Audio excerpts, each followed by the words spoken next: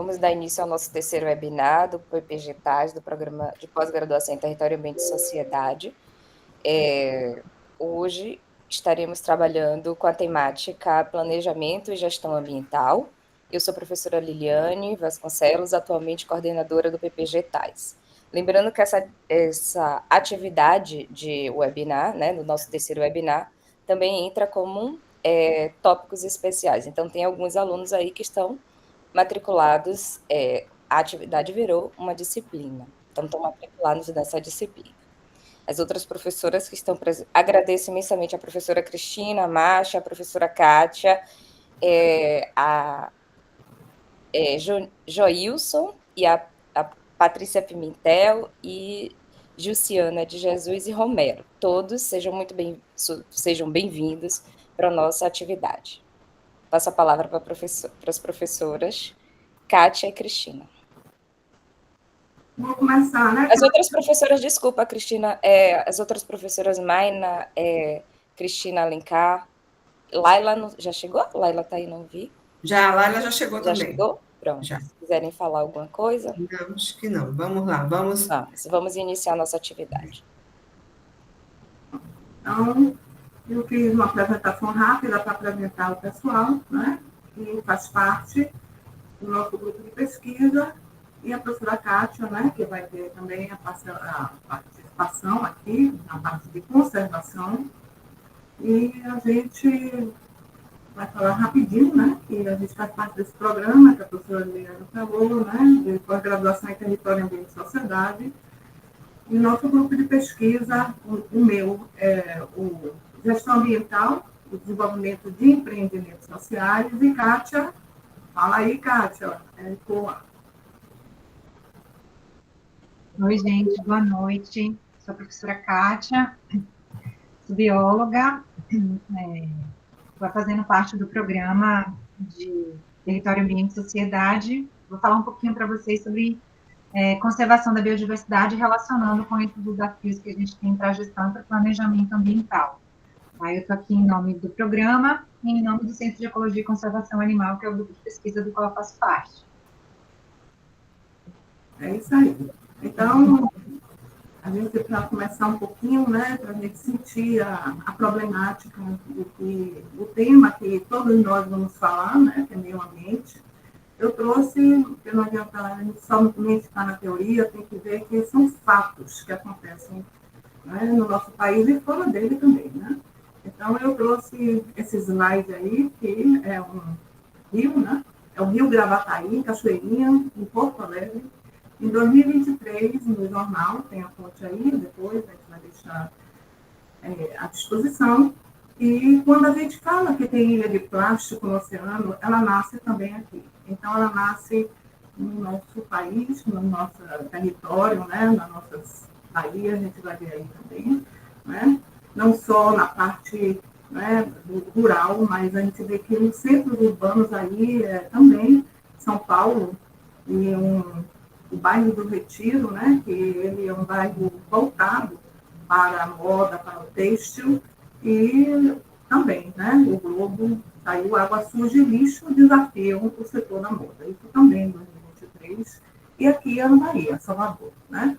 Desordem no trânsito e lixos, né, nas ruas estão entre os principais problemas dos moradores da Liberdade. Então, quando a gente vê isso aí, né, eu vou passar aqui rapidinho, é um minuto, que é o tempo que o pessoal vai chegando, que é a odisseia de uma garrafa, né? Para que a gente possa estar aqui percebendo o que a gente contribui, né? Contribui. Então, só um segundo, que eu vou aqui apresentando.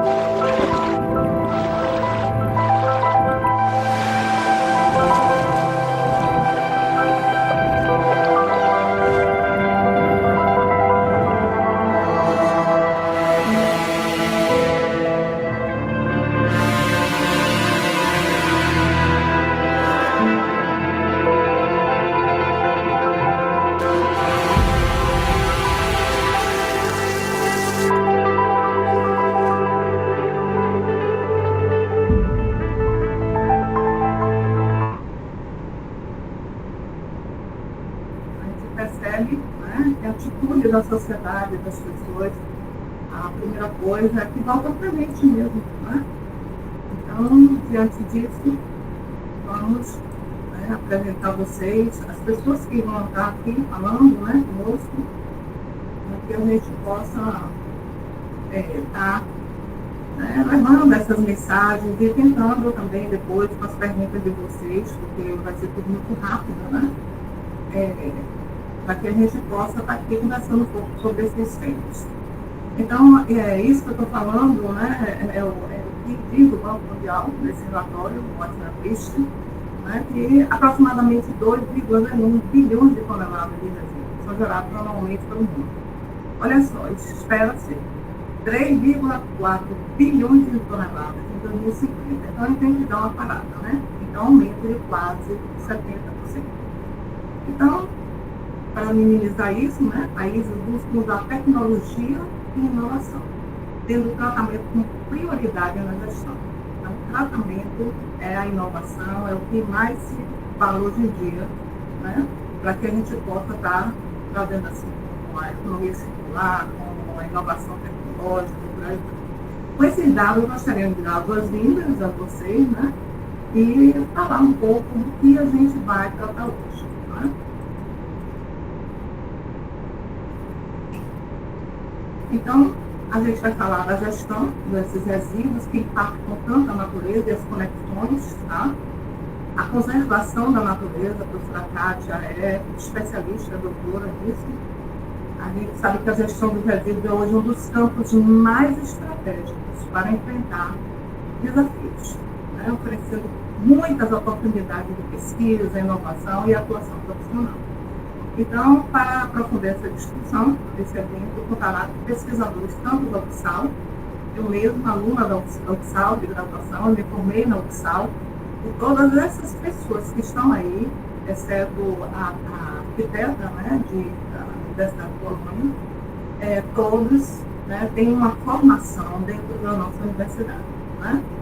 Então, a gente vai estar chamando a professora doutora Patrícia Pimentel, né? Ela é bióloga pela Universidade Católica, e vai falar sobre educação ambiental e formação para a sustentabilidade.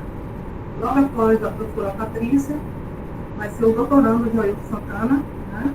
Ele fez um mestrado e doutorado dentro da nossa universidade.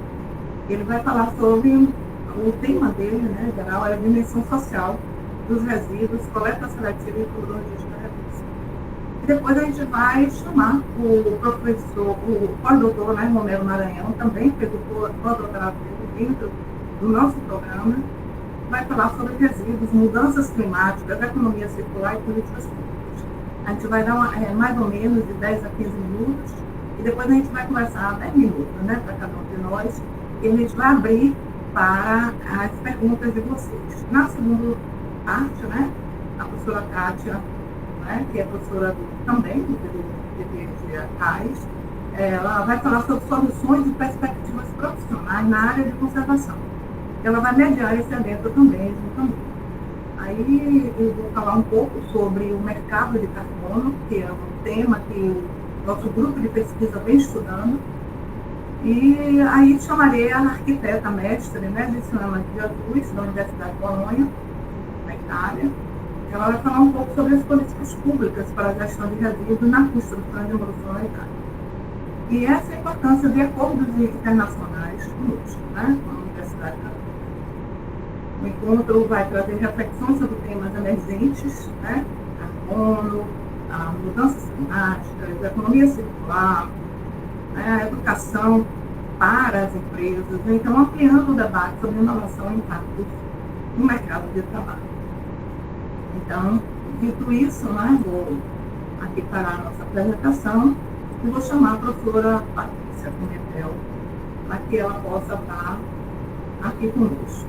Vou parar a apresentação. Pois não, professora Patrícia. Boa noite a todos e a todas aqui presentes. Fico muito feliz de participar desse momento aqui junto com o grupo de pesquisa e feliz até por conta da minha trajetória como ex-aluna da universidade, também já fui professora da Universidade Católica, atualmente participo do grupo de pesquisa e colaboro com a professora Cristina Marchi com a orientação de alguns alunos de mestrado e de doutorado do PPG-TAIS, né? Especialmente nessa área de educação ambiental. A minha formação é em ciências biológicas pela universidade, a qual eu me orgulho muito, tive excelentes professores, e, e para mim é uma felicidade muito grande falar, né, para os alunos da instituição e, de certa forma, motivá-los a buscar, né, esses caminhos da pós-graduação, da pesquisa e das oportunidades mesmo de trabalho ligadas a essa área de gestão ambiental, de educação ambiental, especificamente. Eu sou bióloga, tenho uma especialização em gerenciamento ambiental pela Universidade Católica, e depois eu fiz um mestrado e o doutorado na Universidade Estadual de Santa Cruz em desenvolvimento e meio ambiente. Mais recentemente, justamente por conta desse interesse maior pela área da educação, do ensino, eu resolvi conectar outros temas que também são do meu interesse, né? Não só os temas ligados à área ambiental, à educação, né, ambiental, mas também outras questões mais ligadas à espiritualidade, ao ensino de ciências, e entre outras questões, e aí eu resolvi fazer um outro doutorado. Bom, mas para falar rapidamente sobre a nossa linha de pesquisa, né, dentro do grupo, do Gandes, né, a educação ambiental, ela perpassa, né, por todas as outras áreas do ambiente, do meio ambiente, da sustentabilidade, né, mais precisamente, né.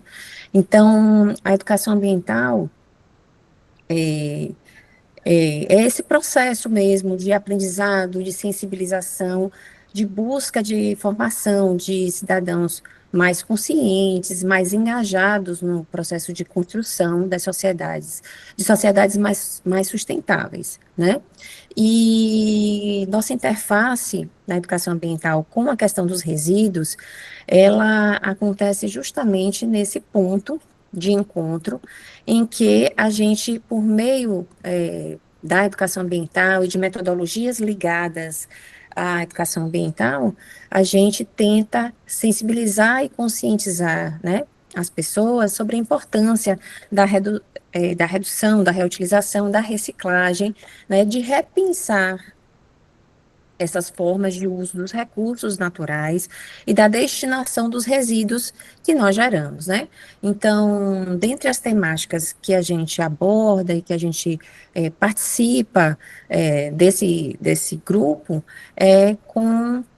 justamente buscando a compreensão sobre a coleta seletiva, a percepção das pessoas, o desenvolvimento de metodologias ligadas, né, à sensibilização ambiental, especificamente para a temática dos resíduos, e análise do ciclo de vida, e todo o processo que vai desde a extração dos recursos até esse descarte final.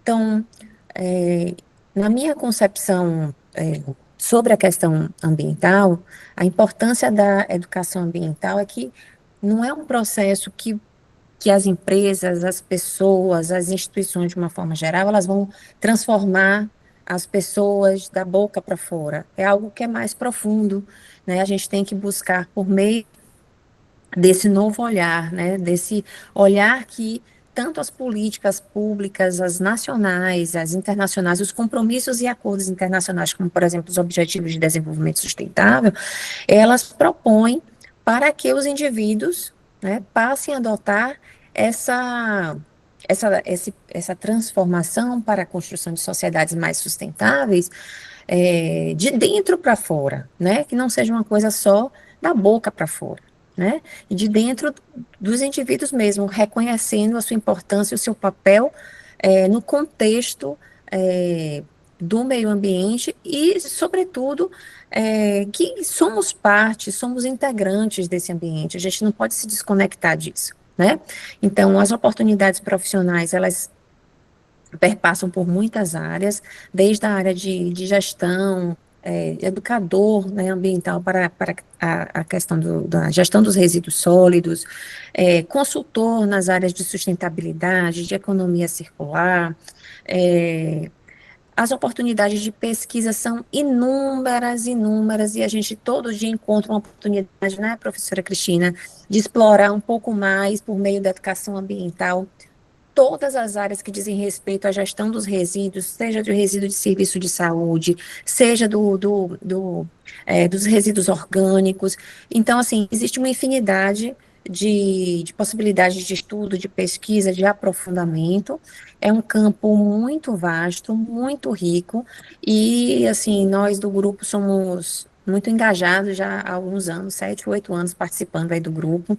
É um grupo ativo, é um grupo produtivo, que está o tempo inteiro estimulando e instigando a gente a buscar novos campos, novas áreas de atuação. Então, assim, a minha fala vai ser, assim, muito, muito, muito curtinha, né, porque infelizmente eu não vou poder ficar até o final, vou precisar sair agora, porque eu vou entrar em uma aula, mas é para deixar essa mensagem de que a universidade, ela proporciona, né, muito mais do que às vezes a gente até conhece mesmo, né?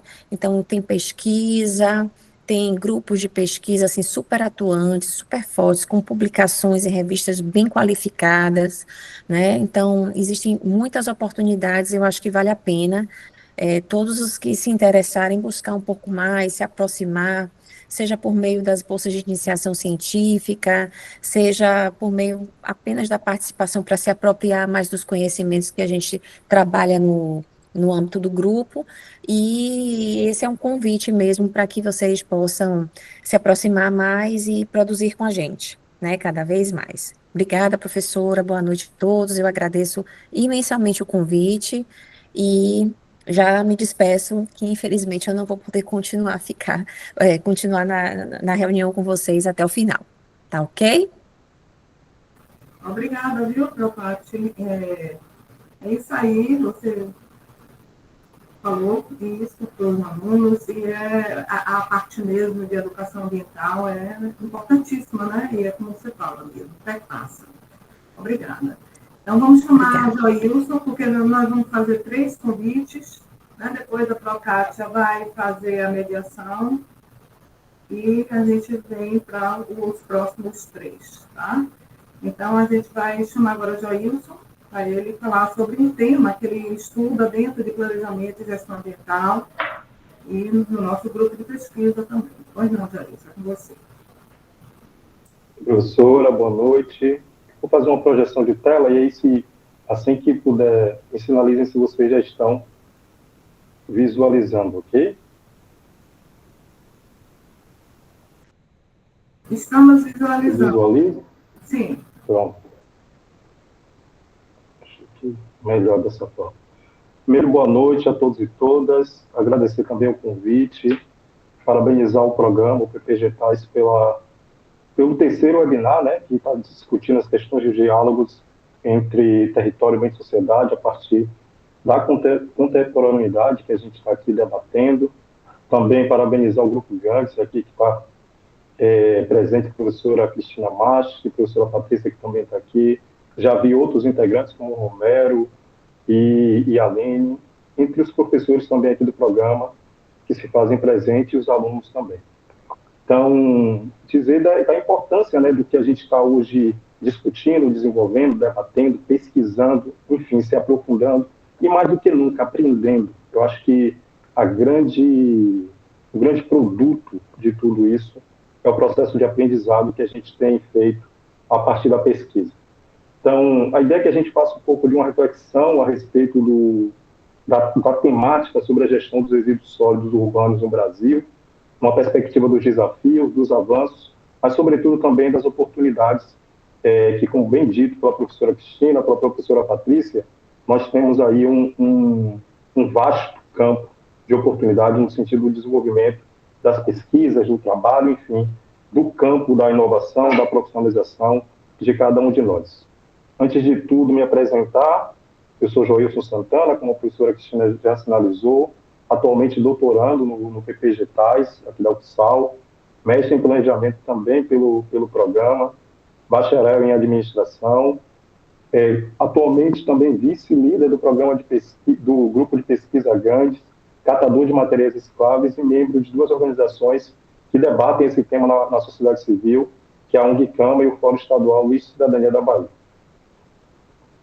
Então, os resíduos sólidos, urbanos, o RSU, que na verdade compreende justamente a composição do que a gente chama de resíduo domiciliar junto com o resíduo público, é um desafio hoje para as cidades brasileiras do ponto de vista da gestão e do gerenciamento desses resíduos, do ponto de vista tanto econômico, quanto social, quanto ambiental. Então, lidar com essa temática, tanto na iniciativa privada, no poder público, na sociedade de maneira geral, tem sido aí um dos desafios da agenda brasileira propriamente dita. Então, um aspecto que nos chama a atenção para abordar esse tema é justamente a questão da geração, que se intensificou, claro, muito em função e após a Revolução Industrial, impulsionada ali pelo maior uso de recursos naturais e pelo crescimento, principalmente do consumismo, resultado aí da ideologia que estimulava o consumo para a produção e a riqueza dos países.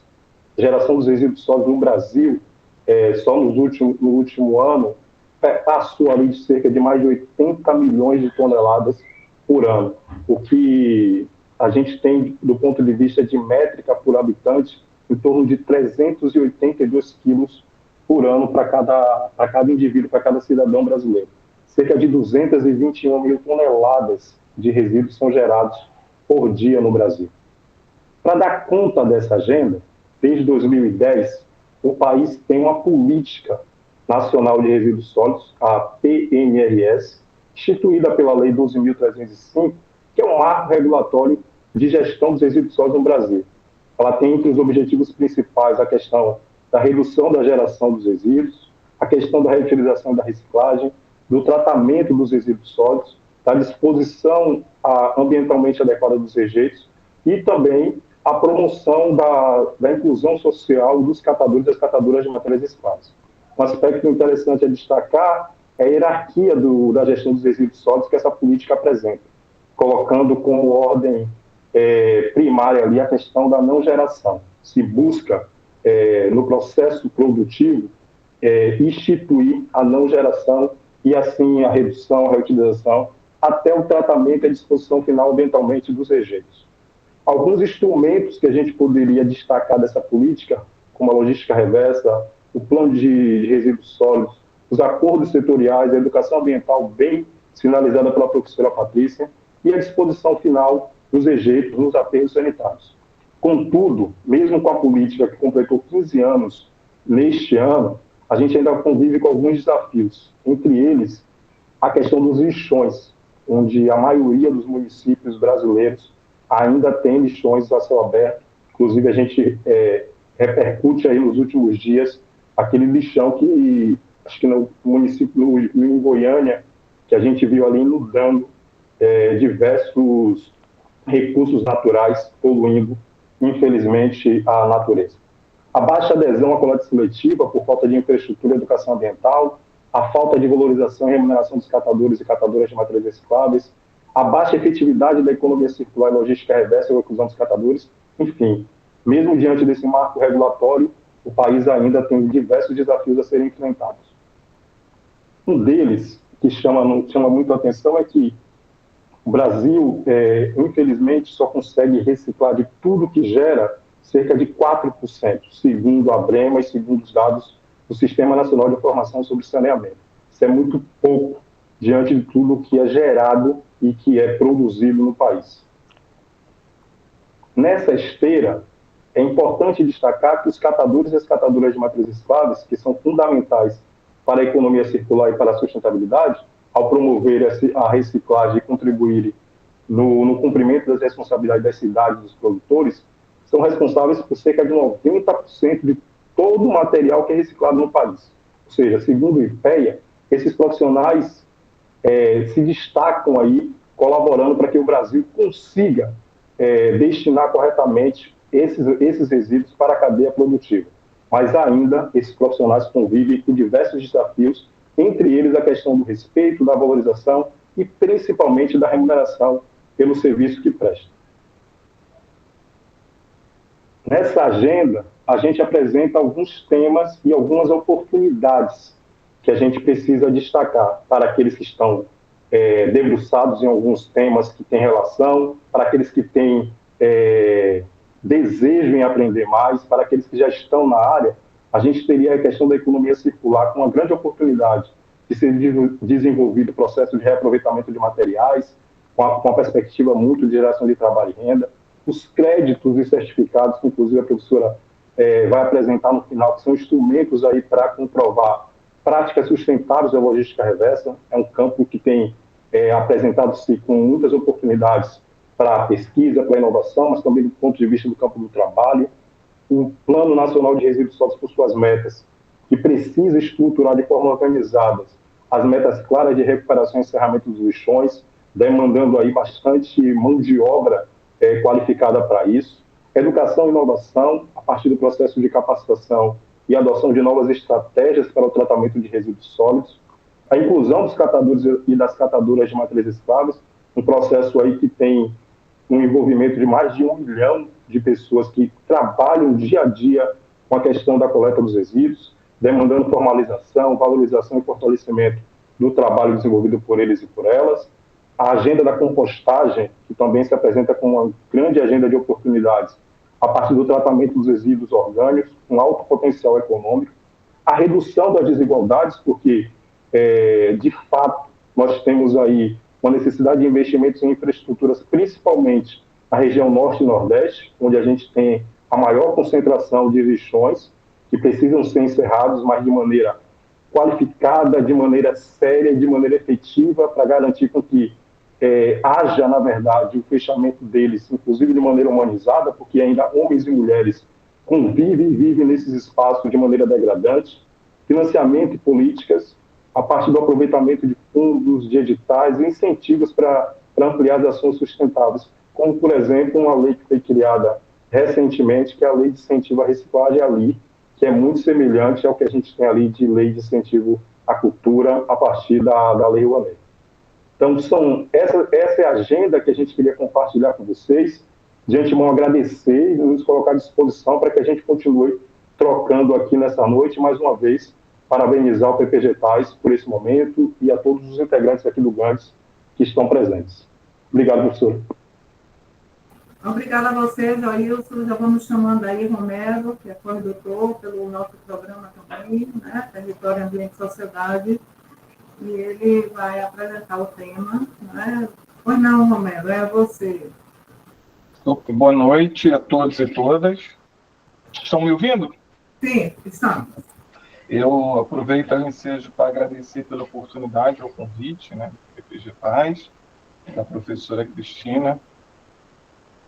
Eu, na verdade, fui supervisionado por ela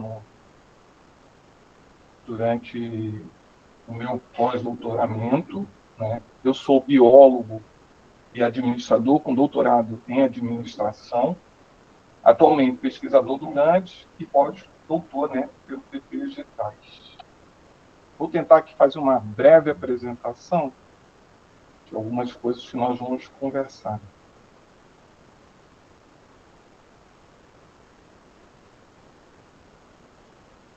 Acho que a tela travou.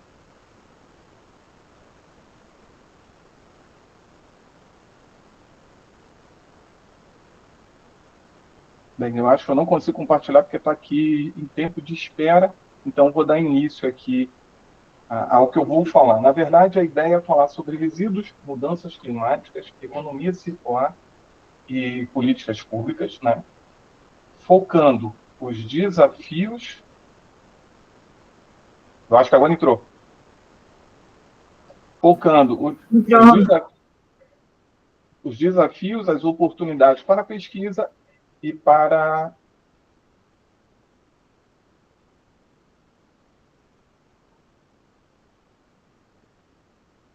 eu acho que voltou.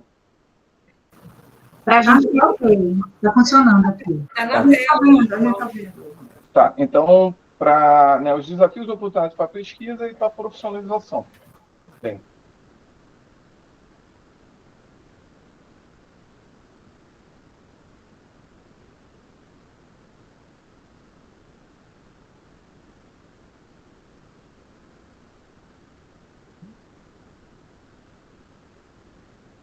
Acho que nada anda, gente. A conexão está ruim, nada sai do lugar, mas vamos lá. Pensando em resíduos, há uma correlação muito forte com mudanças climáticas, e nesse contexto, pensa-se hoje nessa mudança de mentalidade através da economia circular, e para que isso seja viável, né, nós temos que ter incentivos e regulação, ou seja, pensar-se em políticas públicas. Nesse contexto, nós vamos apresentar alguns desafios e oportunidades de pesquisa e no campo profissional.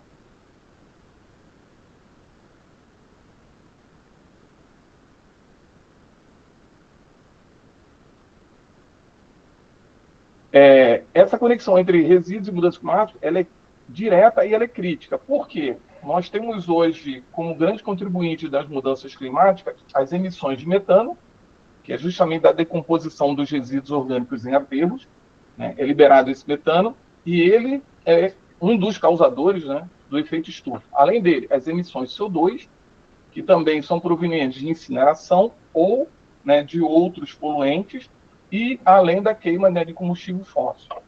Além disso, nós temos os resíduos da pecuária, né, que deles, além do metano, nós temos o óxido nitroso, e essa combinação aí, né, faz com que nós temos que pensar que a expansão do agronegócio, da pecuária, ela contribui para agravar a problemática das mudanças climáticas, porque há o desmatamento para que haja pastagem, libera-se o CO2, né, que está armazenado nas florestas, ou seja, há uma perda de florestas, consequentemente, nós temos o problema sendo acentuado.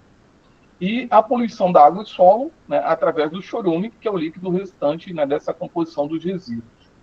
Como é que a economia circular aparece aí? Ela aparece como uma solução estratégica, ou seja, vamos deixar aquele modelo de economia que é baseado na extração, produção, consumo e descarte para um outro, né, viés, ou seja, focar em recusar, refletir, reduzir, reusar, reciclar e reparar. Esses são, né, os focos, os propósitos da economia circular. Ou seja, a gente pensar em reciclagem, pensar num design novo, pensar numa produção e na retransformação do que é produzido, pensar em transporte, né, na distribuição, ou seja, nessa cadeia logística, para que se diminua a emissão de CO2, pensar no consumo, né, mais consciente, e aí entra o que a professora Patrícia falou no início da nossa apresentação, na questão da educação ambiental, e na questão da destinação final, ou seja, minimizar o desperdício, e daí pensar-se em reciclagem, como nosso colega Joilson já colocou. Bem, além disso, e fechando, né, o ciclo das 4, né, ideias, nós temos o papel das políticas públicas. Qual seria? Estabelecer metas e princípios para a gestão desses resíduos, né? Deixar claro que quem produz é o responsável, ou seja, do início ao fim do que é produzido, né? Se for um processo produtivo, indústria, ele que vai ter que fazer, né, e providenciar o descarte final. No nosso caso, enquanto usuários de alguns produtos, a mesma coisa. Então, ou seja, aí que entra o papel da compostagem ou da seleção do material reciclado. Além disso, o Joilson já falou, né, existe um incentivo à reciclagem, né, através de uma lei que é de 2021, que só foi regulamentada em 2024, e ela, nas entrelinhas, oferece incentivos fiscais, né, com redução de alíquotas e deduções de impostos sobre investimentos em tecnologias de reciclagem para pessoas jurídicas e físicas que sejam elegíveis, é claro. Bem, e quais são os desafios?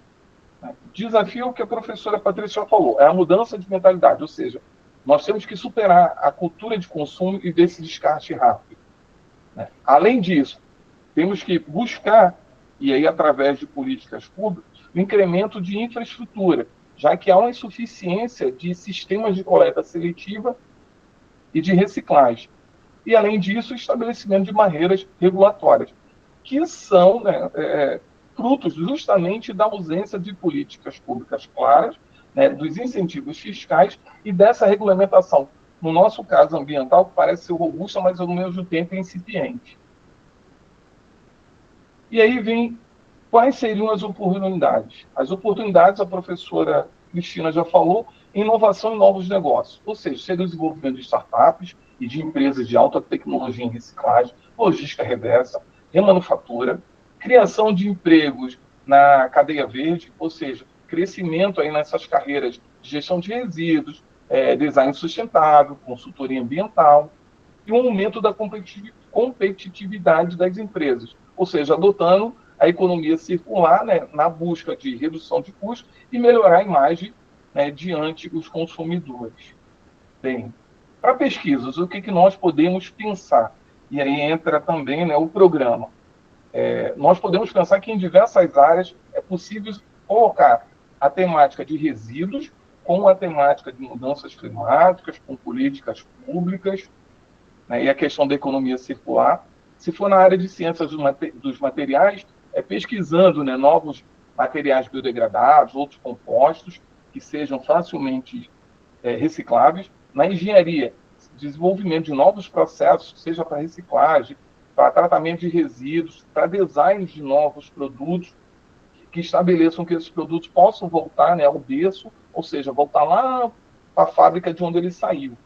Na área de ciências sociais e economia, é possível se pensar em estudo de modelos de negócios circulares, na análise de impacto de políticas públicas, investigar, né, o comportamento do consumidor.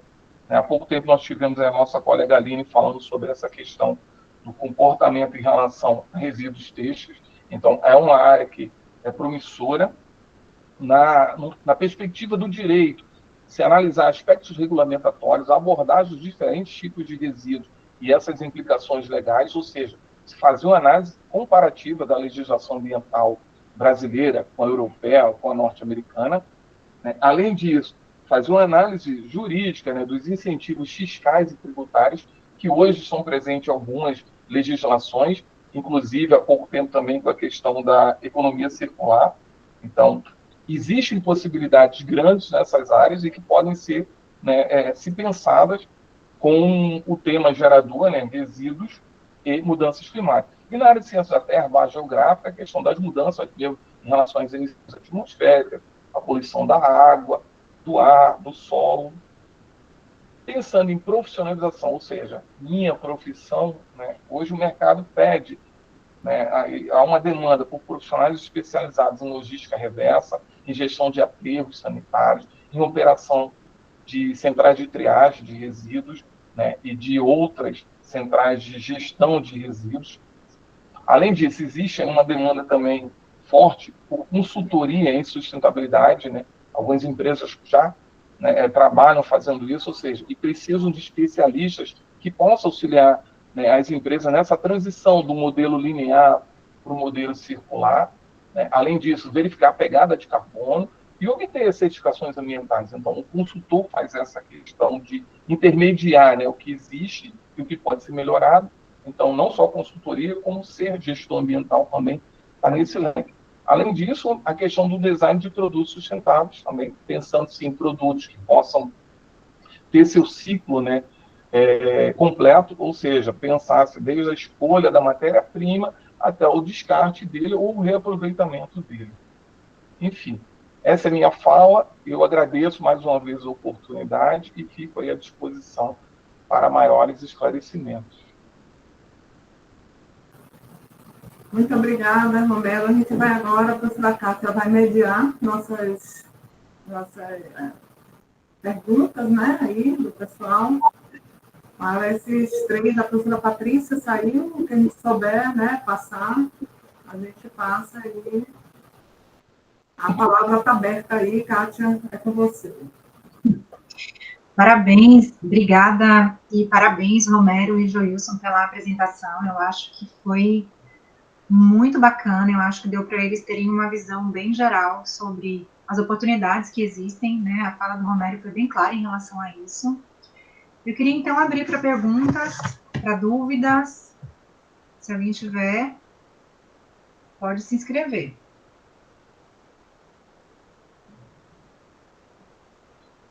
Vocês trouxeram algumas falas bem interessantes, eu até anotei algumas coisas aqui também. A participação é por fala ou escrito no bate-papo? Do jeito que vocês quiserem, tá? Pode ser tanto por fala, aqui temos uma pergunta aqui escrita. Tem escrita. Eu acho melhor escrita para não esticar, Boa, né? É boa, mais controle fazendo escrito. boa sugestão. Então, vamos deixar as perguntas escritas. Quer que eu leia? Eu vou ler para vocês, tá? José perguntou: para a economia circular realmente funcionar, o que precisa mudar primeiro? São algumas perguntas em uma. A cultura das pessoas, para que valorizem o conserto e o reuso, ou as regras do jogo para as empresas, forçando a criar produtos que durem mais? Sinta-se à vontade, Joilson, ele não direcionou a pergunta, então, Joilson, acho que os dois podem responder, se sentirem à vontade. Eu só queria colocar que a minha fala vai também estar um pouco em cima disso, viu, José Guilherme? Talvez eu vou pedir a Joilson e a Romero que, né, possam falar rapidamente, porque a gente, para ter um tempo também para as outras 3 pessoas, né? Mas a gente vai falar um pouquinho mais sobre isso, focar bastante isso, antes de entrar no mercado de carbono. Pois não? Olá, professora. José, obrigado aí pela colaboração, viu? Eu acho, José, que você, na sua indagação, no seu questionamento, você já apresenta elementos que colaborariam ou podem colaborar com a implementação da agenda da economia circular no país. Vale considerar que, para a gente alcançar o patamar da efetividade da economia circular no Brasil, a gente precisa ainda dar conta de outras agendas. Eu tenho discutido isso bastante com a professora Cristina Machi, inclusive que parece que a gente não superou ainda a Agenda 21. Não sei se alguns e algumas aqui lembram dessa agenda. Então, a gente precisa voltar um pouquinho, que é justamente nesse patamar que você apresenta sobre a questão das pessoas, né? Do exercício dessa cidadania ativa, para que a gente possa pautar as indústrias, as empresas, a colaborarem, de fato, com a sua responsabilidade, que é uma responsabilidade compartilhada. Então, acho que sim, tem a ver com a mudança da cultura, tem a ver com a mudança do comportamento e da atitude das pessoas, para que a gente consiga garantir uma agenda, uma implementação de uma agenda da economia circular, mas, sobretudo, também tem a ver com a responsabilidade das empresas, das organizações, da iniciativa privada, que precisa entender que tem deveres e responsabilidades com aquilo que produz e, principalmente, com aquilo que coloca à disposição para o consumo. Então, acho que é um combo. Uma parte está com as pessoas, a outra parte está com a iniciativa privada e a outra parte, claro, está com o poder público para que a gente consiga efetivar de maneira, claro, salutar aquilo que pode projetar uma economia circular no país como o Brasil. Eu vou pedir a fala, né? Porque eu não vou dar spoiler do que eu vou falar. Mas, assim, viu, José Guilherme, a economia circular ainda não é uma prática, um instrumento ainda, né, consolidado no mundo. Só existem 2 plantas. Na nossa política, como o Joilson falou aí rapidamente, que eu vou passar para vocês, né, de quem é a responsabilidade, ela fala bastante em logística reversa. Né? E a logística reversa, ela sim, é algo que a gente já pode fazer, mas precisa, né, da parceria de todos também. E a indústria, ela não se interessa pela logística reversa, por isso que hoje a gente já começa a ter leis, né, para reciclagem, tem os acordos setoriais da indústria, né, dos setores industriais. Então, o Brasil está se organizando nisso. A gente vai, né, falar rapidamente, porque no webinar não vai dar tempo para a gente estar tratando de tanta coisa, mas são estudos que nós fazemos e que eu acho que vale a pena falar sobre a base, e essa base que a gente mostra de uma outra forma, mas ela está na lei, viu? Era isso que eu queria falar. Bem, eu só vou complementar a fala do Joilson, respondendo a pergunta do José Guilherme, e a professora Patrícia não está, mas o maior entrave, acredito, seja para a economia circular, seja para a questão ambiental de uma maneira mais ampla, é a educação. Ou seja, essa mudança de forma de pensar, ela perpassa o processo de formação. Hoje nós não temos isso aí consolidado. Então, talvez as próximas perguntas baseadas, por exemplo, a Agenda 21 foi abandonada? E ela, teoricamente, sim. Mas se nós olharmos para trás, São poucos os que pensam em colocar uma Agenda 21 ainda em pesquisas, ou seja, nem que fosse para se pensar o que foi, né, alcançado e o que não foi. Então, a questão da educação, e é o que nós estamos fazendo aqui hoje, vai por esse caminho, ou seja, formar mais gente, né, ter um público com uma consciência crítica maior, e daí ter essa mudança de chave. E aí a cultura das pessoas começa, talvez, a ser modificada, né, que eu penso que hoje é um obstáculo. Com relação à regra do jogo, né, para as empresas, elas hoje são praticamente forçadas a pensar na questão da sustentabilidade. Então, elas começam a ver a questão da economia circular funcionar. É claro que algumas empresas, vou citar aqui pontualmente, Boticário, Natura, alguns setores aí e alguns de eletrodomésticos começaram a pensar nessa questão, começaram a fazer o processo de buscar o material, ou seja, as embalagens, né, que elas colocam para vender os seus produtos, que elas retornem. Na indústria farmacêutica também já se busca trazer todo, né, o medicamento e suas embalagens de volta às farmácias e daí isso tudo voltar para o processo. Isso é meio ainda complexo, mas depende muito do que nós estamos fazendo hoje. Uma das discussões nossas, o Joilson, a professora Cristina, da própria Patrícia, da Aline que nos ouve, é justamente como canalizar isso aí através da educação, como atingir, não só pensar em educação com a expressão ambiental, e se não, isso no dia a dia. Então, o que nós estamos fazendo aqui é isso, é dizer que você pode trabalhar essa temática em qualquer outra, né, área de formação, inclusive na área de exatas. Se a gente quiser pensar na questão de matemática, a gente pode colocar para se pensar em resíduos, pensando em modelos, otimizar rotas, e aí você vai criar algoritmos, etc. Então, assim, tudo se pode, né, agregar a área de resíduos ou mudanças climáticas, enfim, o que quer que seja, buscando ali o teu objeto de pesquisa, resíduos. E aí você vai ver, né, como isso dá para desencadear outras ideias. Mas penso eu, e a Patrícia não está presente no momento, que a educação é o viés maior, né? Nós estamos hoje fazendo um webinar, o público é um pouquinho diferenciado, mas aí nós temos que pensar lá na formação do ensino fundamental, do ensino médio, até chegar nesse nível nosso, uma discussão mais ampla e mais aberta.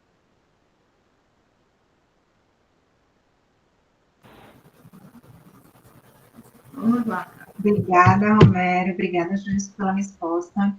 A gente tem mais uma pergunta Na verdade, a gente tem algumas outras questões. Eu sugiro, viu, Kátia? Se você permitir, eu sugiro que a gente dê continuidade, porque já são 19h20. Senão, a gente, no final, vai ficar apertado para as perguntas. Então, era bom a gente também estar preparado para falar, né? Você, por exemplo, agora, eu acho que você já poderia estar apresentando a parte de conservação, né? O que você trabalha, Kátia, que é tão importante, né?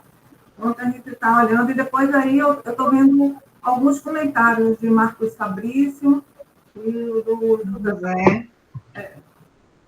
Então tá, então a gente continua e deixa as perguntas aqui e depois responde, não é isso? É isso, eu acho bom. Porque senão, no final, a gente acaba sem tempo. Precisa adiantar aí, né? Então tá bom. Então, vou colocar a minha apresentação e aí a gente deixa as perguntas em aberto e vai trabalhando em cima dessas perguntas depois.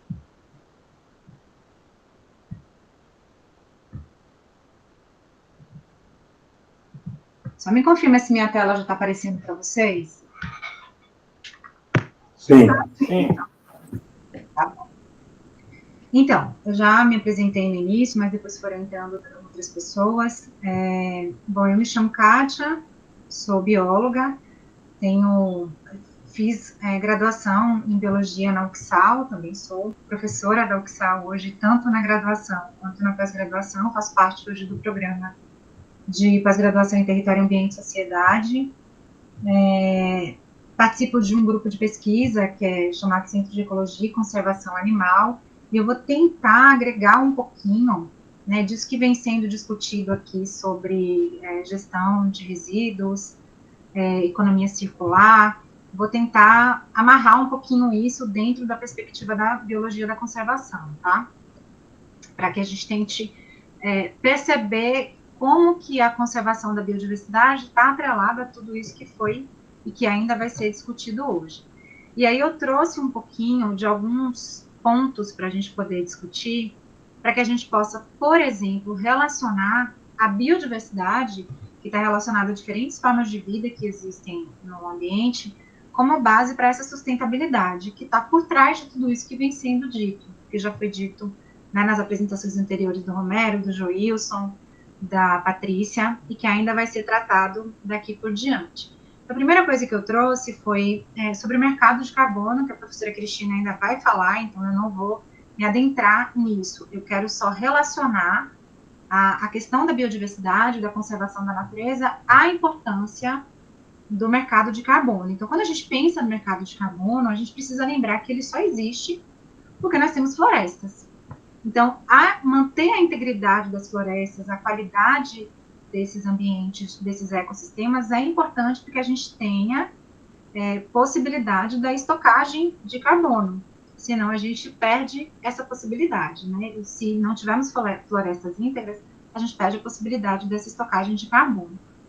Da mesma forma, a gente pode trazer a economia circular, que é uma forma de reduzir a pressão que existem nesses ambientes naturais. E na redução da pressão nesses ambientes naturais, a gente consegue prolongar a disponibilidade dos recursos que existem. E se a gente for tratar da questão da gestão adequada desses resíduos sólidos, da logística reversa, a gente também percebe que isso conecta-se diretamente com a conservação da biodiversidade. Por quê? Porque fazendo o uso tanto da economia circular quanto da logística reversa, ou diminuindo o uso dos resíduos, o que a gente traz? A gente traz uma diminuição da poluição para os ambientes, diminuição dos impactos que são causados tanto nos ecossistemas aquáticos quanto nos ecossistemas terrestres. A professora Cristina, ela trouxe logo no início um vídeo que é a Odisseia, onde ela mostrava o que acontece com o plástico, com uma garrafa plástica que é jogada no chão após uma pessoa beber. Já existem estudos mostrando que esses plásticos que entram em contato com o ambiente aquático, eles vão se degradar, mas eles não se destroem por completo e eles acabam virando microplásticos. Já existem estudos mostrando que o nosso cérebro já existe no nosso cérebro uma quantidade de microplásticos.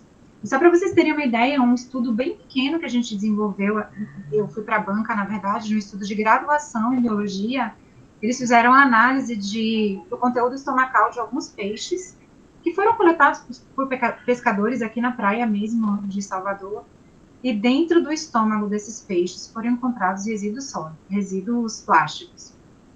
Além desses resíduos plásticos no estômago dos peixes, esses peixes tinham se alimentado, alguns deles tinham se alimentado de camarão, e elas encontraram no camarão também resíduos de plástico. Então, assim, volta para a gente de forma, muitas vezes, não indireta, mas de forma direta, né? Então, a gente, promovendo aí uma economia circular, reduzindo a pressão desses ecossistemas, a gente acaba trazendo uma melhor qualidade de vida para a gente também. E a gente ainda tem, dentre os 17 objetivos da ODS, 2 são voltados diretamente para a vida. Um, que é o objetivo 14, ele é voltado para a vida na água, e o objetivo 15, que é voltado para a vida no ambiente terrestre. Então, quando a gente olha para essa agenda de 2030, a gente percebe que as metas, elas não são isoladas, né? A gente tem 17 metas a serem cumpridas, essas metas não estão isoladas, e a gente consegue perceber que os ecossistemas, que a vida, na verdade, ela acaba sendo o fio condutor para que as outras agendas possam ser cumpridas e que a gente alcance uma base para a sustentabilidade. Bom, além disso, eu vou tentar relacionar um pouquinho o mercado de carbono com a biodiversidade. Tá? Então, quando a gente fala de crédito de carbono, a gente, na verdade, está falando diretamente de incentivo para promoção, de incentivo dessas florestas, para que a gente possa promover um ativo econômico. Então, além de a gente conservar as florestas, a gente consegue ter um retorno financeiro, e isso pode ser de diferentes formas, pode ser através do mercado de carbono, dos pagamentos por serviços ambientais, que é uma outra estratégia que é utilizada, que já vem sendo utilizada, que acaba valorando essa biodiversidade. A gente consegue também propor incentivos financeiros através disso para a conservação, projetos que auxiliem no combate ao desmatamento, projetos de conservação diretamente relacionados à venda desses créditos de carbono, e a gente pode atrelar isso também diretamente à educação socioambiental, como a professora Patrícia já trouxe. Então, tudo está relacionado. Não existe separação do meio ambiente, das características da biodiversidade, da conservação da biodiversidade, e sem que a gente tenha o foco na conservação da biodiversidade e nos serviços que são oferecidos. Existem alguns projetos que vêm sendo desenvolvidos, tanto no Brasil, na verdade no mundo todo, né, mas no Brasil e na América Latina existem alguns estudos que são desenvolvidos, que são projetos que a gente chama do projeto RED, que é Redução de Emissões por Desmatamento e Degradação de Florestas. Esse é um guia, esse que eu apresento para vocês é um guia que foi produzido no ano de 2010, é um guia que trata de todos os projetos que foram desenvolvidos ou que estavam sendo desenvolvidos na América Latina até esse ano. Então, a gente tinha, nesse período, 17 projetos sendo desenvolvidos, cada um tinha uma meta específica para diminuir a concentração de emissão de CO2 em toneladas. No Brasil, até 2010, a gente tinha 7 projetos sendo desenvolvidos, e nesse guia, vou voltar aqui para vocês verem, nesse guia a gente tem um compilado de todos os projetos que são desenvolvidos, projetos que deram certo, projetos que estavam sendo efetivos. Então, quem tiver interesse depois pode dar uma olhada nesse guia, que vai ter alguma ideia daquilo que pode se desenvolver relacionando conservação e o desenvolvimento sustentável. E diminuindo a emissão de gases para poder reduzir esses efeitos das mudanças climáticas que a gente vem tendo. E aí eu trago um questionamento para se pensar se o mercado de carbono ele resolve esse problema ambiental. Né? A resposta seria não, até porque quando a gente pensa no mercado de carbono, existe um limite. Então, falar do carbono estocado e biodiversidade, só conseguimos resolver o problema da emissão de gases até um certo limite. Por quê? Porque hoje a gente vive uma crise ambiental. Dentro dessa crise, que é causada pelas mudanças climáticas, a gente tem uma heterogeneidade climática, que a gente não consegue entender ainda o que está acontecendo. Então, ambientes em que eram frios, estão mais frios, períodos que não era para chover, está chovendo. Então, tudo isso gera uma modificação nas interações ecológicas, nos ecossistemas naturais. Isso vai afetar os serviços ecossistêmicos, que são serviços entre aspas, né, que a natureza acaba oferecendo para a gente e, consequentemente, afeta as relações ecológicas que ocorrem nas espécies que vivem nesses ambientes. Isso tudo, se afeta o serviço ecossistêmico, acaba também afetando a gente de forma direta ou indireta. E, para mostrar isso, a gente tem os ambientes urbanos, que são ambientes que é um pouco relacionado ao meu foco de estudo, tá? Eu trabalho com ambientes urbanos, trabalho com fragmentos, com impactos que são causados por conta do processo de fragmentação, do desmatamento, da perda de áreas verdes na cidade. Então, como é que ficam esses ambientes urbanos, considerando todos esses impactos? Primeiro, a gente precisa entender qual é a importância desses ambientes urbanos, dessas áreas verdes dentro das cidades. Eu trouxe um exemplo do Parque de Pituaçu, que é um dos maiores fragmentos que a gente tem de mata dentro de um ambiente urbano de Salvador, tá? O segundo maior fragmento florestal.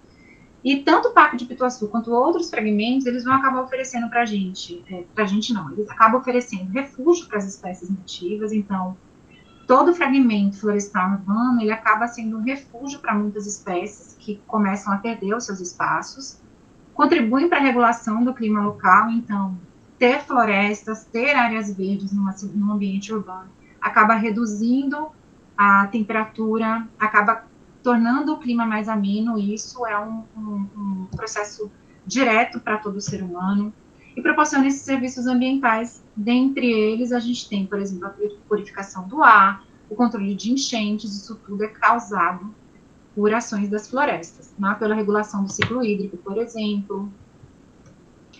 E aí, eu fiquei pensando o que a gente poderia atrelar as oportunidades de mercado, a gestão ambiental, biodiversidade a esse mercado de carbono. Então, quais seriam as oportunidades dentro dessa área?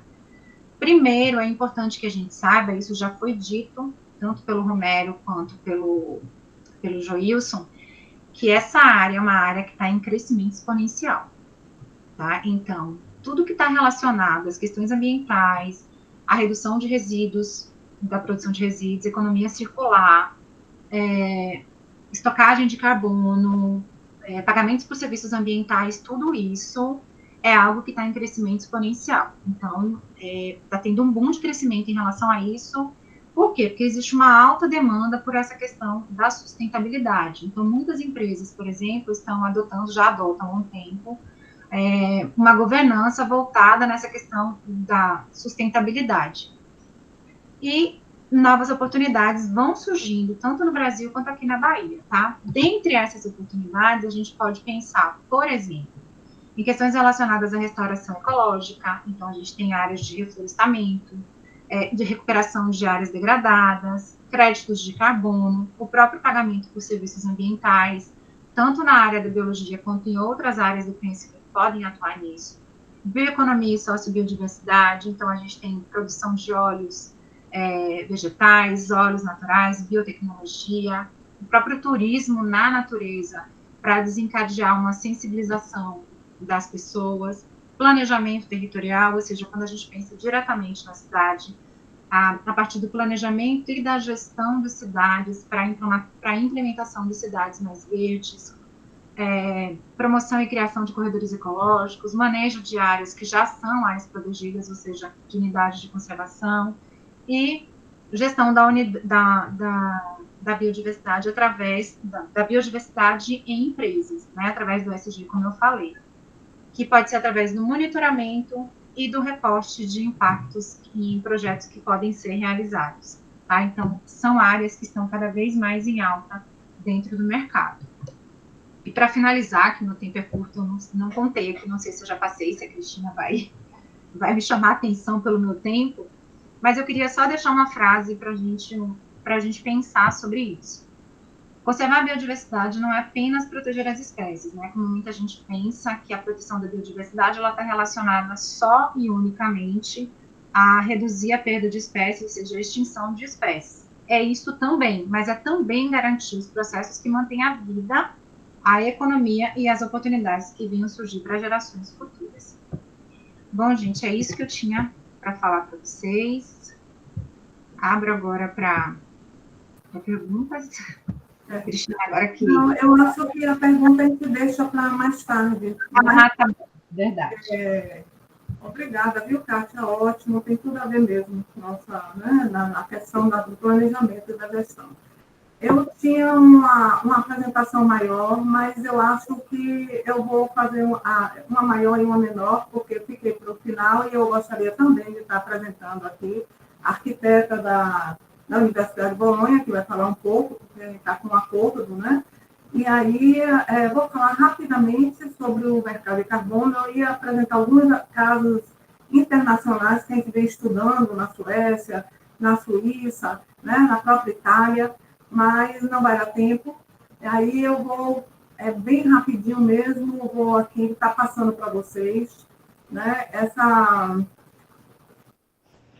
apresentação aqui, né, para que a gente possa vocês terem uma ideia, né, da parte que a pós-graduação, né, em Território, Ambiente e Sociedade, a parte de ambiente, eu e Kátia e eu, né, a gente vem estudando e vem, né, se envolvendo com o pessoal, né, doutores, FIBIC, pós-doutor, então, é isso aí que a gente vem fazendo, né? Então, aqui a gente vai... Será que já está aí? Tá sim, está aparecendo. Pronto, tá bom.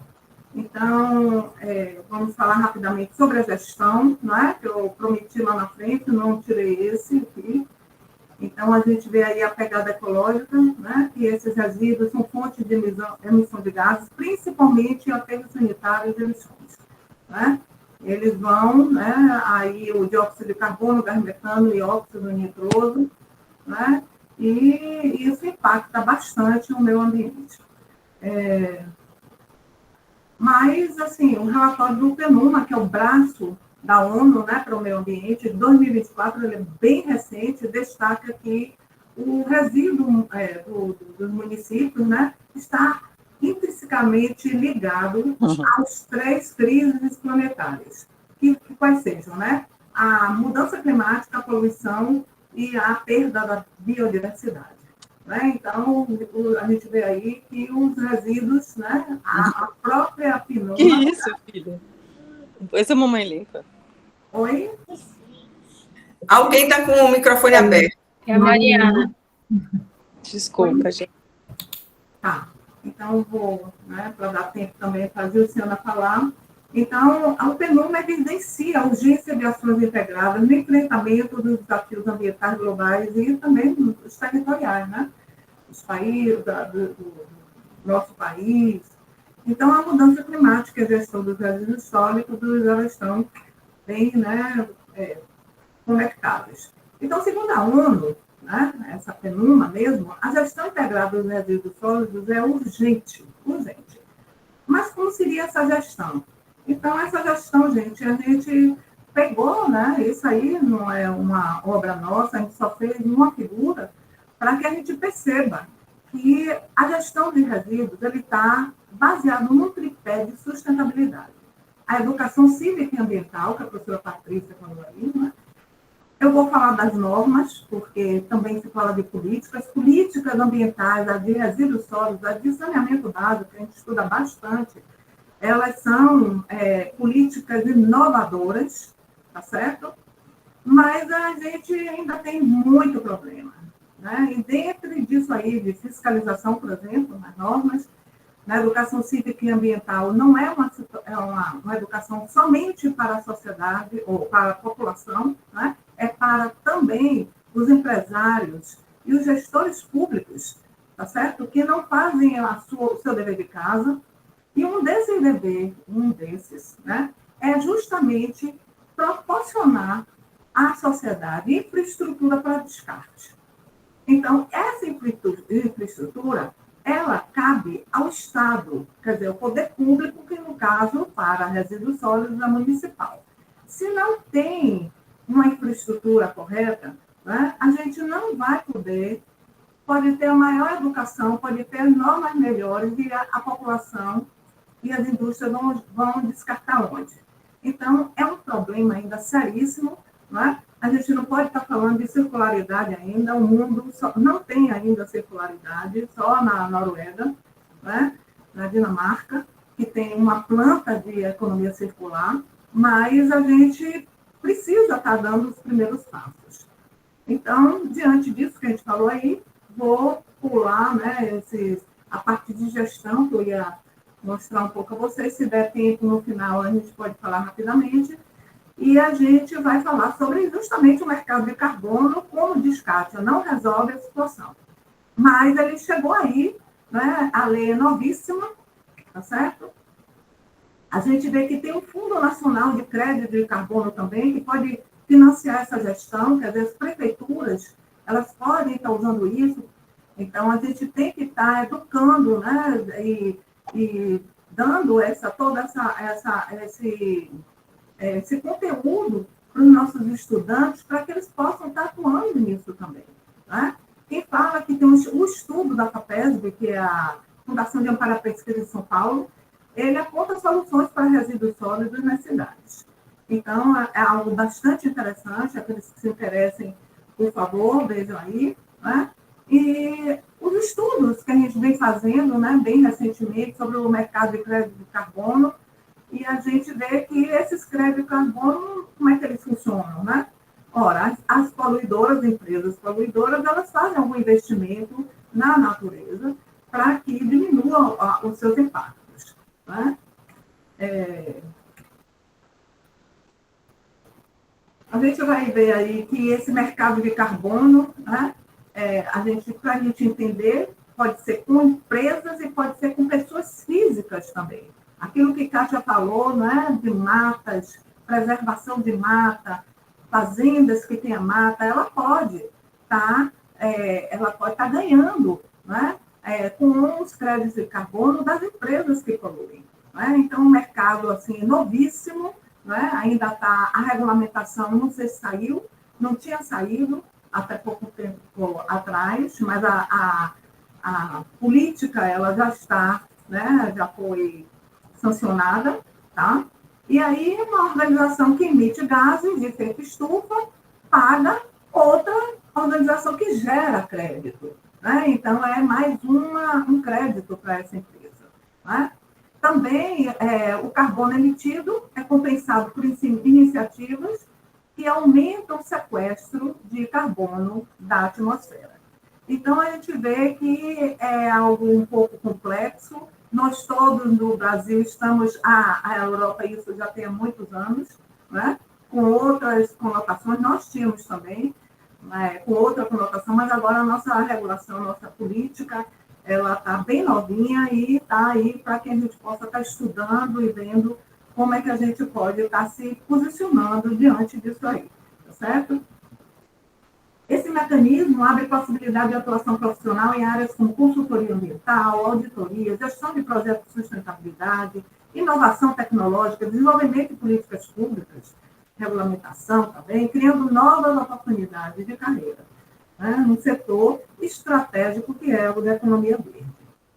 Então, nesse contexto, né, para eu não ir muito à frente, porque eu queria dar a palavra a essa técnica que está aqui, chegou no dia 1º, né, ontem, aqui no Brasil, e a gente tem um acordo bilateral de estudo realizado, que foi a terceira vez que ela está aqui, né?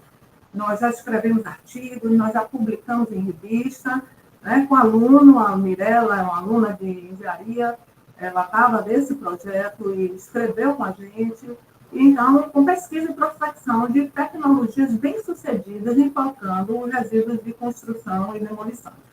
Eu tinha essas figuras todas, né, na próxima apresentação, mas eu gostaria de dar, né, a palavra aí à Gilciana, mas antes disso, eu queria mostrar a vocês, por favor, aqueles que têm o interesse em ver, né, esse é um shopping center na Suécia, né, que ele tem 14 lojas, todas as lojas são de reuso, né? Vocês veem aí que coisa bonita, né? A parte de descarte é lindíssimo, a parte de gestão que a prefeitura, né, o poder público municipal, ele, vamos dizer assim, ele oferece à população para que ela descarte de forma adequada, né? Isso tudo são estudos que a gente faz. E vamos aqui, nosso grupo de pesquisa vai publicar um livro, né, durante o evento da COP30, que é a gestão de resíduos sólidos e mudanças climáticas. Então, são conceitos e estratégias de atuação. Então, os organizadores sou eu, a professora Patrícia e Romero. Então, temos já, né, já fechado o número de pessoas que vão falar sobre isso, tá certo? Então, agora eu gostaria de chamar, vou parar a minha apresentação, e vou pedir, por gentileza, para a Gilciana entrar aí na telinha e falar um pouco, né, dos resíduos de construção na Itália, da política pública, para que a gente possa saber mais ou menos essa aproximação nossa com a Itália. Pois não, Gil? Buonasera a tutti e tutte. Sono molto onorata di essere stata ancora un'altra volta ospite da Università Cattolica di Salvador. Gil, é italiano, Gil. Falar em português, Gil. Você quer que eu traduza? Ela bugou, tadinha. Boa noite. Boa noite. Boa noite, era para quebrar o gelo. Belíssimo tu italiano. Era para quebrar o gelo. Eu sou arquiteta, não sou professora, eu Eu fico muito, assim, muito impressionada, né, porque eu estou participando pela terceira vez, né, dessa mobilidade com a Universidade Católica de Salvador. Fico muito feliz, muito agradecida. E eu sempre encontrei muita hospitalidade, muita abertura. E, assim, é muito importante essa aliança, né? A gente está construindo uma colaboração que está crescendo a cada dia e está sendo muito bom para o meu currículo profissional, mas pessoal também. E eu tenho, assim, nesses anos todos, porque já são né, 3 vezes que eu tenho vindo em Salvador, eu tenho, assim, construído amizades também, né? Não só a questão de colega, de pesquisa. O meu interesse pela questão ambiental, ela é muito antiga, porque a minha tese de graduação na Itália foi sobre esse tema. Sucessivamente eu fiz um mestrado, sempre sobre o tema ambiental e sustentabilidade, e por acaso, mas não por acaso, o meu trabalho é muito focado sobre isso, porque eu trabalho para a Universidade de Bolonha, eu trabalho na área técnica, nós somos um número de pessoas bem, assim, bem reduzidos em relação a tudo que a gente tem a fazer, né? Porque a gente trata da manutenção do patrimônio imobiliário da universidade, que é muito grande, é mais de 1 milhão de metros quadrados, em diversas cidades. Sendo uma instituição pública, a gente tem algumas regras que os Estados-membros têm que obedecer, né, porque são regras, digamos, quase... são regulamentos que quem é uma instituição pública tem que obedecer, tem que seguir. Uma delas, que já nasceu já no 2018, bem assim, foi bem discreta, mas chegou muito tarde, é a questão justamente dos materiais recicláveis dentro das obras públicas. E essa norma, ela começa em 2018 e está sendo atualizada constantemente. A última atualização que a gente teve já é do ano passado, de 2024. E ela justamente não foca somente nos materiais de construção, foca sobre tudo o que pertence a uma licitação pública, desde a fase de projeto até justamente a fase de realização. Então, a gente encontra muitas vezes citado justamente a questão de tempo de vida do edifício, né? Porque pode ser um edifício reestruturado, mas pode ser um edifício também novo, projetado, que, nesse caso, deve justamente pensar a quanto tempo ele vai durar. E quando ele terminar de durar, né, no fim da vida dele, ele já vai ter que ter um novo utilizo. Então,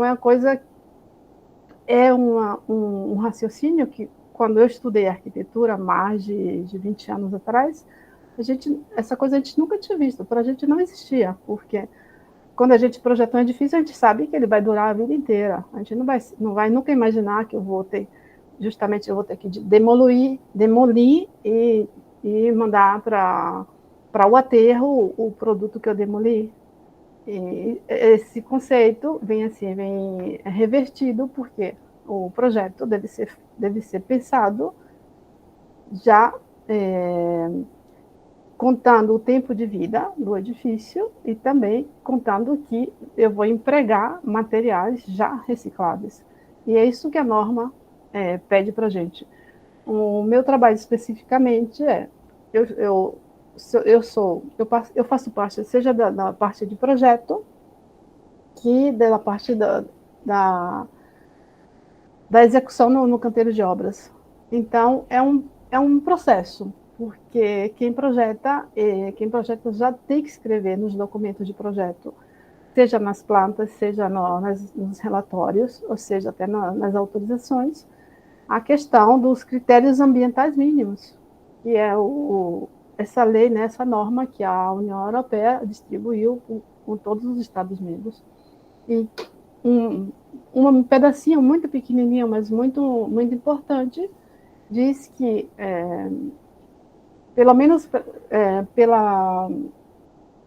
por quanto é inerente à parte de tipo de pavimentação, a pavimentação ela tem que ter uma cerâmica, ela tem que ter pelo menos 70% de material reciclado.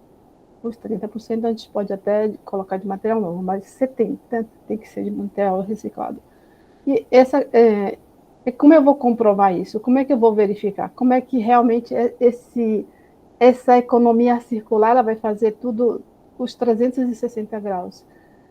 Eu sempre vou estar no meu canteiro de obras e vou pedir à empresa que venceu essa licitação que ela me apresente a declaração, o atestado que aquele material é um material certificado. Se ele não me apresentar, a obra não pode ser realizada.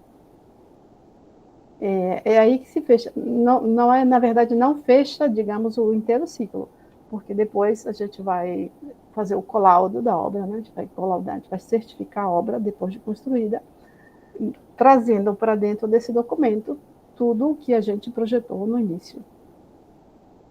E justamente fechar esse ciclo e ter justamente a resposta, né, do que a gente tem procurado da economia circular, para evitar que aumente o consumo, né, das cavas, porque eu acredito que no mundo inteiro o Brasil é muito abundante, né, de recursos minerais naturais, mas a Itália não, é muito menos. Então a política, digamos assim, a política local é muito responsável sobre isso. Então, o que a União Europeia quer, na verdade, é que os Estados-membros juntos possam contribuir para diminuir o consumo de matéria-prima natural e também, claro, a produção de gás carbônico. Tudo isso, justamente, tem a ver com a Agenda 2030. Digamos, a fonte inicial é justamente a Agenda 2030. E eu trouxe até da Itália alguns outros aspectos que tem muito a ver com os critérios ambientais mínimos e tem a ver com os fundos que a União Europeia, ela praticamente ela quis reinvestir, né, em todos os setores depois da pandemia.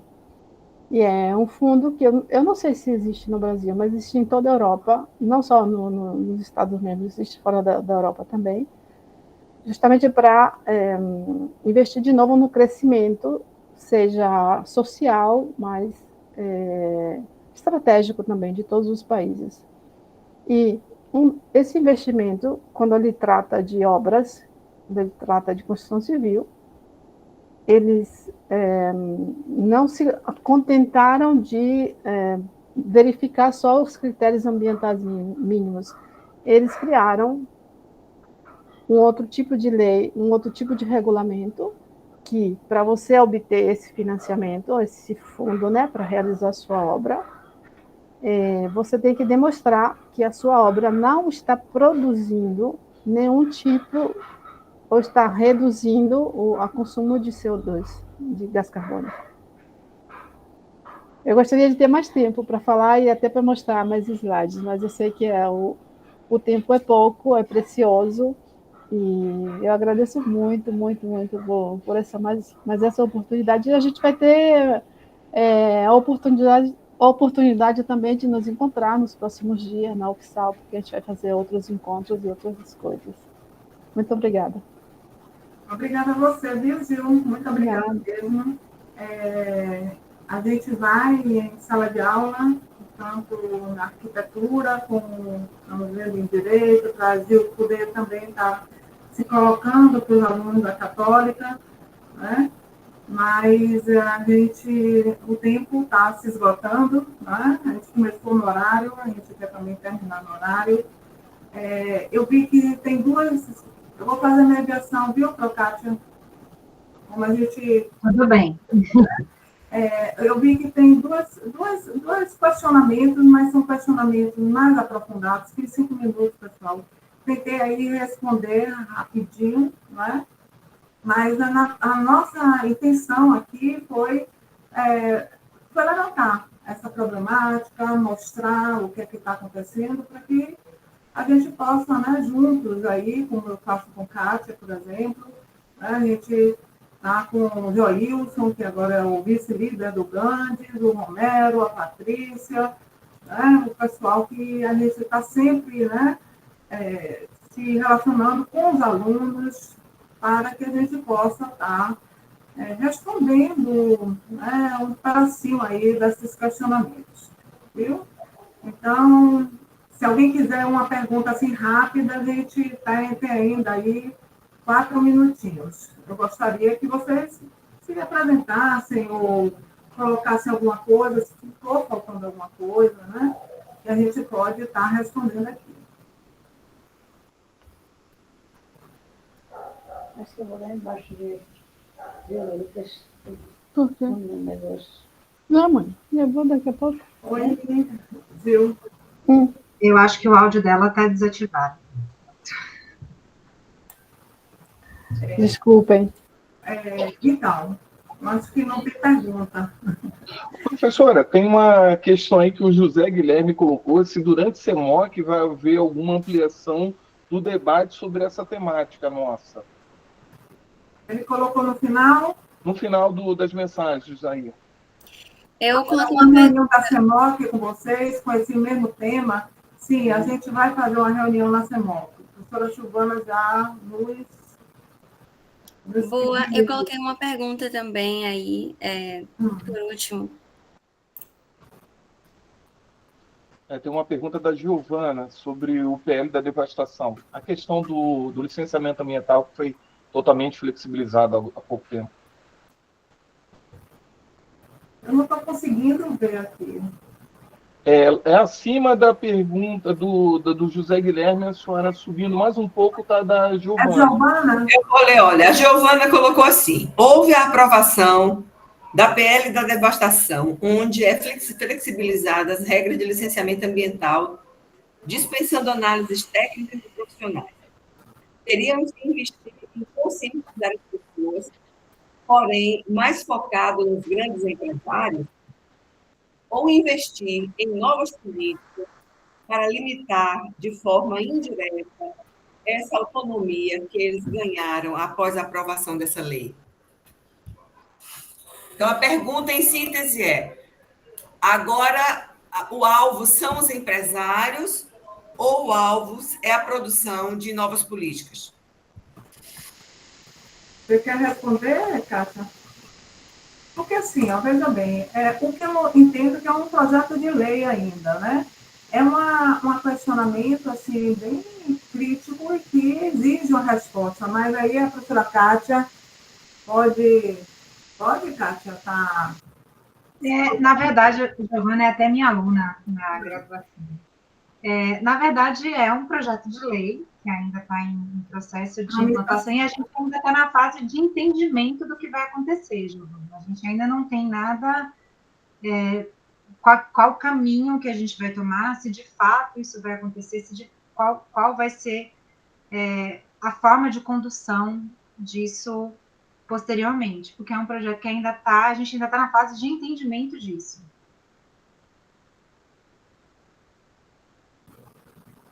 É isso, Kátia. Eu vejo aí que não tem mais nenhuma pergunta, nós fechamos aí.